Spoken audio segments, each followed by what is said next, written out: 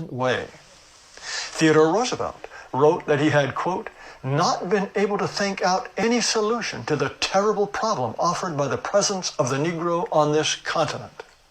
As for Indians, he said, quote, I don't go so far as to think that the only good Indians are the dead Indians, but I believe 9 out of 10 are, and I shouldn't inquire too closely into the health of the 10th.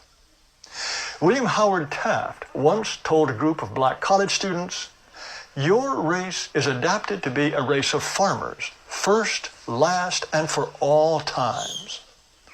Warren Harding thought the races would always be separate.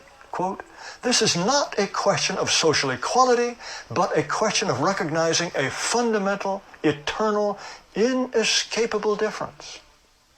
Harry Truman wrote, I am strongly of the opinion that Negroes ought to be in Africa, yellow men in Asia, and white men in Europe and America.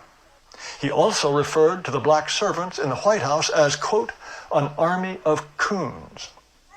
Dwight Eisenhower told Supreme Court Justice Earl Warren he understood why Southerners wanted segregated schools. They didn't want, quote, their sweet little girls to sit in schools alongside some big black bucks. He said that what he regretted most about his 8 years as president was sending federal troops to Little Rock, Arkansas to enforce school integration. It's not until John Kennedy, elected in 1960, that we have a president with views on race that just might be considered acceptable today. Because now, of course, we are supposed to think that race doesn't even exist. And even if it did, it would be immoral to base any decision on race. As I think I've made clear, this is a very recent way of thinking. From colonial times right up through the mid-20th century, virtually all white people believed race was an essential part of the American identity. They understood that people of different races are different and build different kinds of societies.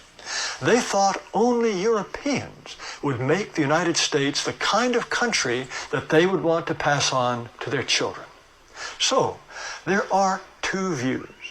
There is the consensus on race that lasted for more than 300 years, and there's today's view that races are perfectly equal and interchangeable, and that American can become black, Hispanic, Asian, Muslim, Hindu, anything at all.